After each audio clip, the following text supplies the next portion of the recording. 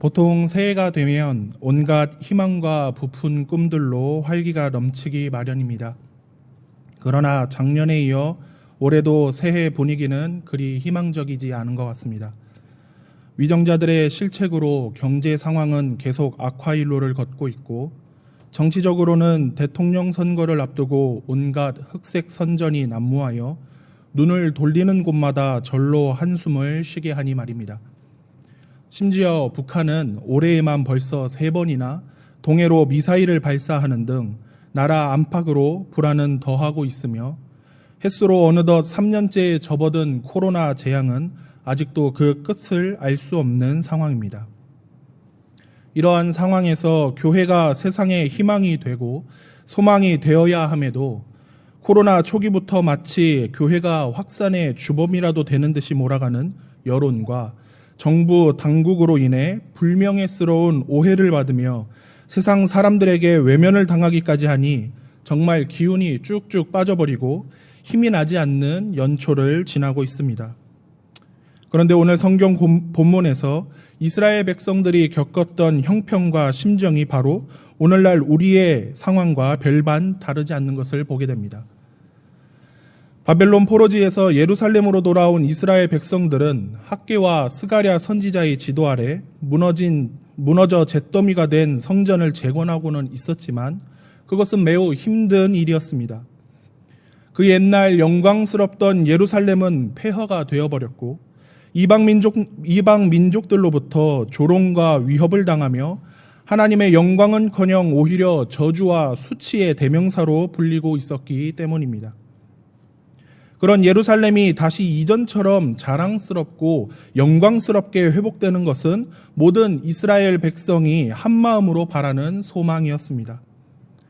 바로 그러한 때에 스가랴 선지자는 만군의 여호와께서 이스라엘 백성들을 향하여 하시는 정말 믿기 힘든 축복의 말씀을 듣게 되었습니다. 그것은 예루살렘이 다시금 과거의 영광을 회복하는 것은 물론이거니와 그것을 넘어 훨씬 더 크고 놀라운 하나님의 축복을 받게 될 것이라는 내용이었습니다. 그러한 하나님의 말씀은 바로 예루살렘의 회복에 대한 하나님의 약속임과 동시에 예수 그리스도를 통해 세워지게 될 교회를 통하여 이루어질 미래에 대한 약속의 말씀이었습니다. 그 어느 때보다도 세상에서 빛과 소금의 역할을 하는 교회와 신자가 필요한 이 시대에 과연 우리가 어떻게 해야 이 세상에서 하나님의 백성다운 거룩하고 구별된 삶을 살며 축복의 결실을 맺을 수 있게 되는지 본문 말씀을 통해 함께 살펴보고자 합니다. 첫째로, 우리는 축복의 결실을 맺기 위해서 먼저 택자를 반드시 구원하시고 교회로 인도하셔서 구별된 삶을 살게 하시는 하나님의 주권적인 구원 역사를 확신해야 합니다. 본문 1절부터 8절을 함께 읽겠습니다. 시작. 만군의 여호와의 말씀이 임하여 이르시되 만군의 여호와가 이같이 말하노라. 내가 시온을 위하여 크게 질투하며 그를 위하여 크게 분노함으로 질투하노라. 여호와가 이같이 말하노라. 내가 시온에 돌아와 예루살렘 가운데 거하리니 예루살렘은 진리의 성읍이라 일컫겠고 만군의 여호와의 사는 성산이라 일컫게 되리라. 만군의 여호와가 이같이 말하노라. 예루살렘 길거리에 늙은 남자들과 늙은 여자들이 다시 앉을 것이라.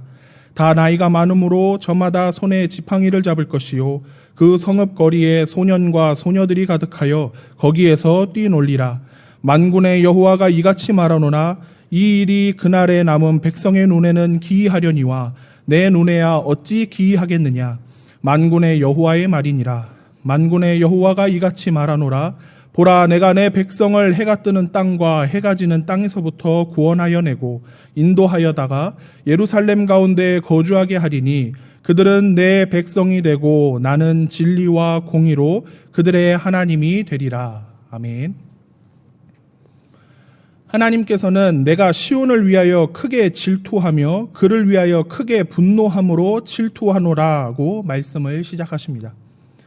이전까지 이스라엘 백성들은 이방 민족들로부터 고난을 당하고 있었지만 이제는 하나님께서 시온, 즉 이스라엘 백성들의 보호자가 되며 그들을 괴롭히는 이방 민족들을 향해 크게 분노하실 정도로 이스라엘을 위하여 질투하신다고 선언하고 계시는 겁니다.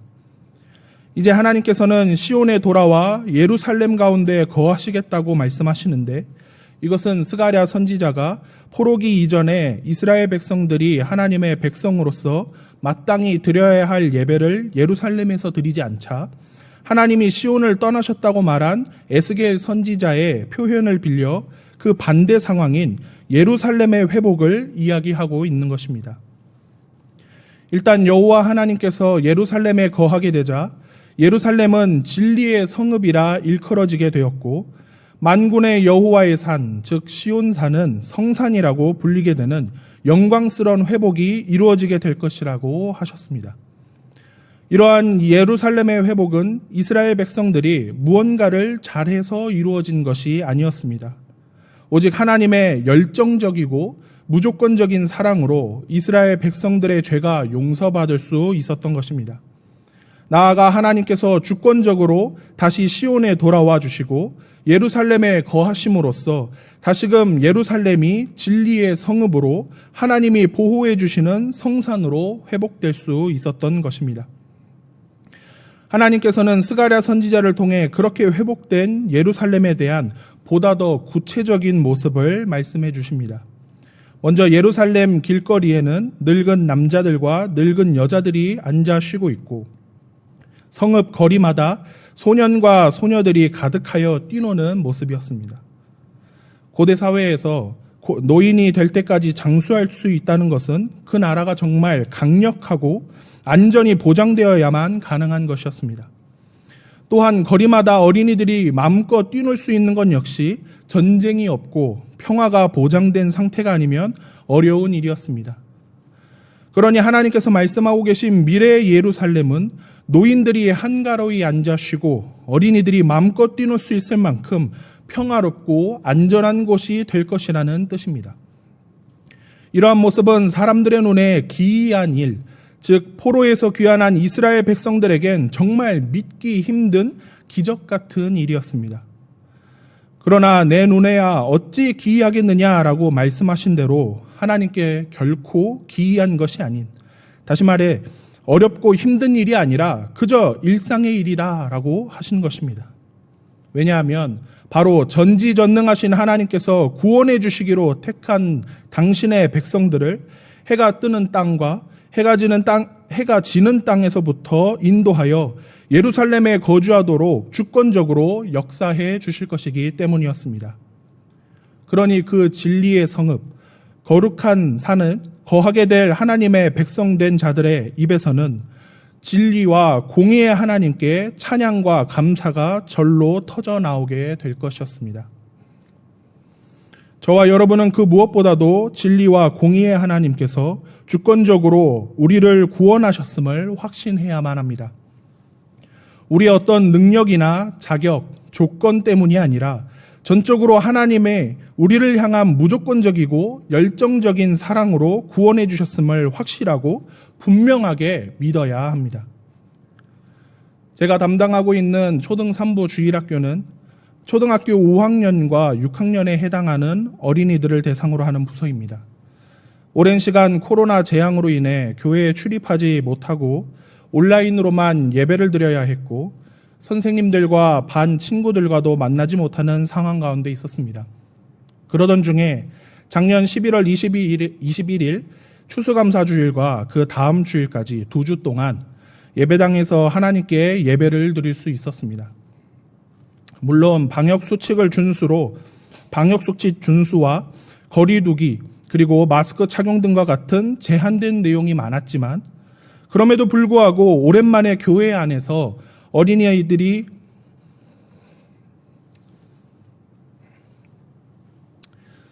해맑은 소리가 들리고 북적이며 뛰노는 모습을 보며 절로 하나님께 감사가 터져 나온 시간이었습니다.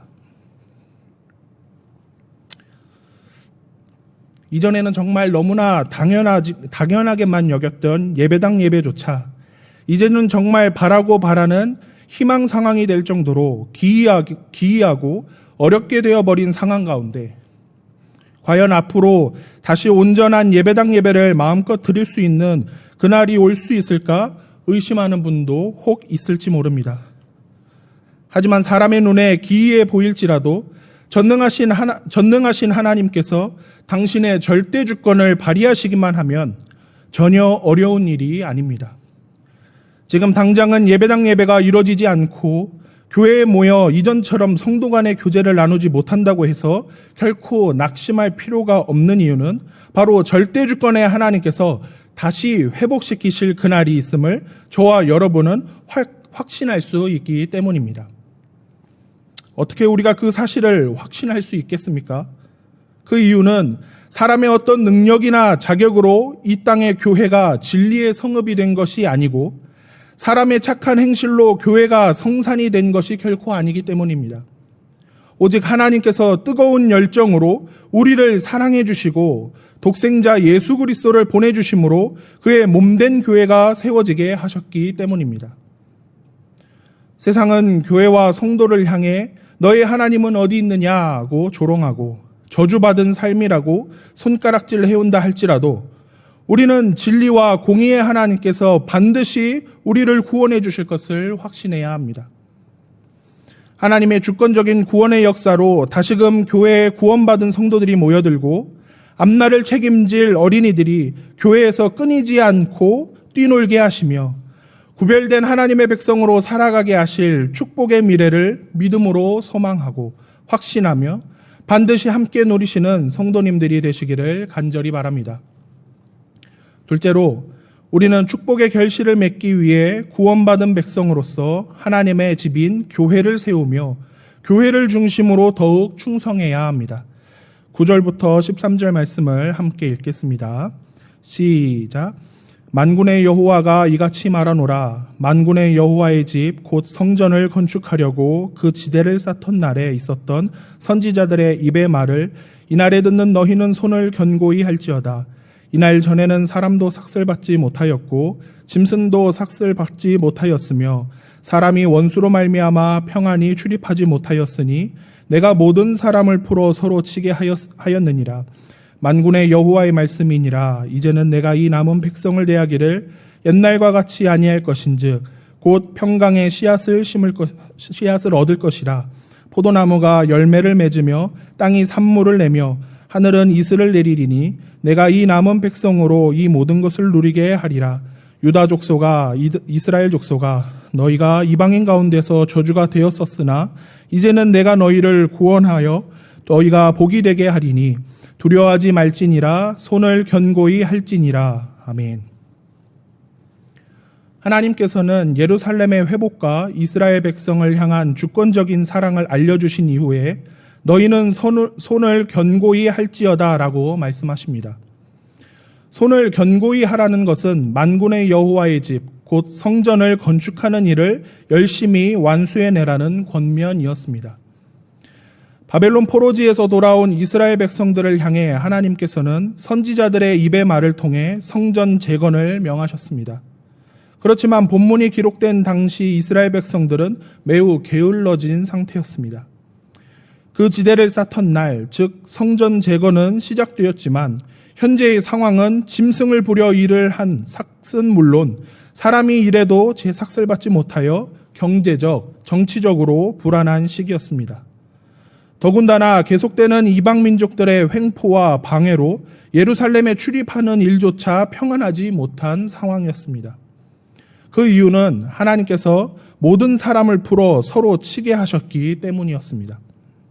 다시 말해 아직 하나님의 재앙이 그치지 않았기에 이스라엘 백성들의 출입은 불안했고 그 수고는 날로 더하였던 것입니다. 하지만 11절에서 하나님께서 말씀하시기를 이제는 내가 이 남은 백성들을 대하기를 옛날과 같이 아니할 것이라고 하셨습니다. 즉 이제는 그 재앙을 돌이키시고 평안과 복을 주시겠다고 말씀하신 것입니다. 이어지는 말씀들을 통해서도 잘 알 수 있듯이 포도나무의 열매와 땅의 산물이 풍성하게 되며 하늘에서는 적절히 이슬이 내림으로써 말 그대로 축복과 평안을 누리게 될 것이라고 하셨습니다. 또한 폐허가 된 예루살렘과 바벨론의 포로가 되었던 이스라엘 백성들을 향해 13절에서 말씀하신 그대로 이방인들에게 저주받은 자라고 조롱받았던 과거와 달리 이제는 하나님의 구원하심으로 말미암아 이스라엘의 미래에는 복이 되는 축복의 결실을 누리게 될 것이라고 친히 약속해 주신 것입니다. 그런 하나님의 완벽한 구원의 복과 평안의 복을 누리게 될 이스라엘 백성들은 더 이상 다른 이방 민족들이나 재앙을 결코 두려워할 필요가 없게 되었습니다. 그러니 이제 그 손을 견고히 하여 하나님께서 명하신 성전 재건 공사에 집중하고 충성하여 끝까지 완수하기만 하면 되었습니다. 다시 말해 하나님의 축복의 약속을 확신한다면 다른 것들을 두려워하지 말고 오직 축복의 미래를 향해 그 손을 견고히 하여 하나님께 충성해야 한다는 것입니다. 저와 여러분의 과거는 아담으로부터 내려오는 원죄와 우리 스스로 짓는 모든 죄악으로 인해 하나님의 저주 아래에 있었습니다. 먹고 사는 일에도 제 삭슬 받지 못하고 서로 치고 싸우는 불안하고 불만스러운 가운데 살고 있었습니다. 그런 죄의 저주 아래 살고 있던 인생에게 하나님께서는 다시금 축복의 길로 갈 수 있는 방법을 친히 알려주셨습니다. 즉 여호와의 집을 세우는 일에 그 손을 견고히 하면 그 복을 누릴 수 있다고 하신 것입니다. 우리가 정말 구원의 확신이 있는 성도라면 우리 자신의 삶의 우선순위는 나에게서 하나님에게로 변해야 마땅하지 않겠습니까? 하나님께서는 저와 여러분을 죄 아래서 불러내 구원해 주시고 교회 안에 거하게 하심으로 하나님의 사랑과 천국 소망까지 누릴 수 있도록 해 주셨습니다. 그렇다면 이제 그 여호와의 집을 세우는 일에 두려워하거나 겁낼 일이 무엇이 있겠습니까? 여호와의 집, 곧 교회에 헌신하고 봉사하는 일에 우리의 손을 견고히 하여 충성한다면 저와 여러분은 실로 세상이 감당치 못할 특별한 공동체가 되는 것입니다. 바로 지금 이 시기야말로 우리의 손을 더욱 견고히 할 때입니다. 우리의 믿음을 더욱 굳건히 하고 주님의 몸된 교회에 더욱 충성해야 할 때입니다. 코로나 재앙이라는 핑계로 교회 봉사는커녕 온전한 주일 성수까지 하지 않고 대충 예배 시간을 때우면서 올 한 해도 하나님의 축복을 누리고 싶다고 소망한들 정말로 그렇게 될 리는 결코 없지 않겠습니까? 적어도 하나님께서 나를 죄악의 저주 아래에서 구원의 축복으로 이끌어 주셨다는 사실을 믿고 확신하는 성도라면 이제부터는 예수 그리스도를 머리로 모신 주님의 몸된 교회에서 각 지체로서 주어진 책임을 다하고 힘을 다해 헌신할 줄 알아야 하지 않겠습니까? 하나님께서 바로 이 경양교회를 통하여 내게 구원 얻을 말씀을 전해주셨고 이 경양교회를 통하여 앞으로의 인생에서도 축복의 결실을 얻게 하여 주신다는 사실을 확신함으로써 이제 오직 교회를 중심으로 그 손을 견고히 하여 죽도록 충성하는 저와 여러분 모두가 되길 바랍니다. 성도 여러분, 그리고 2022년에도 헌신을 다짐하시는 5, 6, 7, 8 여전도의 회원 여러분, 우리는 지난 송구영신 예배에서 담임 목사님의 설교 말씀을 통해 축복의 경양 희년을 딱 1년 앞두고 있는 2022년이라는 요단을 잘 건너갈 수 있는 방법에 대해 알게 되었습니다. 목사님께서 3가지 대지로 말씀해 주신 것을 기억하실 겁니다. 그 중에서도 첫 번째 대지의 말씀, 경양이는 교회 중심의 경건 생활로서 2022년을 건너가야 한다고 하신 말씀을 이 시간 다시 한번 되새겼으면 합니다. 저와 여러분은 우선 죄인 되었고 원수 되었던 우리를 오직 당신의 주권적 사랑으로 예수 그리스도를 통해 구원해 주시고 교회라는 신앙 공동체로 인도하여 복을 주시는 하나님을 확신해야 합니다. 그 사실을 확신한다면 이제 우리에게는 예수 그리스도의 피로 값주고 사신 교회를 더욱 충성스럽게 섬기는 생활이 뒤따라야만 합니다. 다시 말해 신앙과 생활 이 둘 모두 다 교회를 중심으로 지켜지고 실천되어야 하는 것입니다. 지금은 그 어느 때보다 손을 견고히 하여 주님의 교회를 함께 세워나갈 성도가 필요합니다. 그러므로 우리는 이미 받은 구원에 감사하며 기꺼이 그 손을 견고히 하여 교회를 세워야 합니다. 그리고 바로 그 교회를 중심으로 충성을 다해야만 합니다. 우리가 하나님의 교회를 함께 세워나갈 때 비로소 교회 밖 불신자들도 놀라며 하나님의 살아계심을 인정하고 하나님께 영광을 돌리게 될 것이기 때문입니다. 교회야말로 하나님의 영광을 나타내는 하나님의 집이며 하나님의 구원 역사를 완수할 유일한 기관임을 기억하며 진리와 공의의 하나님께서 그 열정과 무조건적인 사랑으로 구원해 주셨음을 체험하고 확신하는 이 신앙과 교회 중심에 충성된 생활 모두에서 그 손을 견고히 하여 2022년에 요단을 힘차게 건너므로써 경양 희년에 우리에게 주시기로 약속하신 그 놀라운 은총과 축복을 다 함께 누리시길 바랍니다.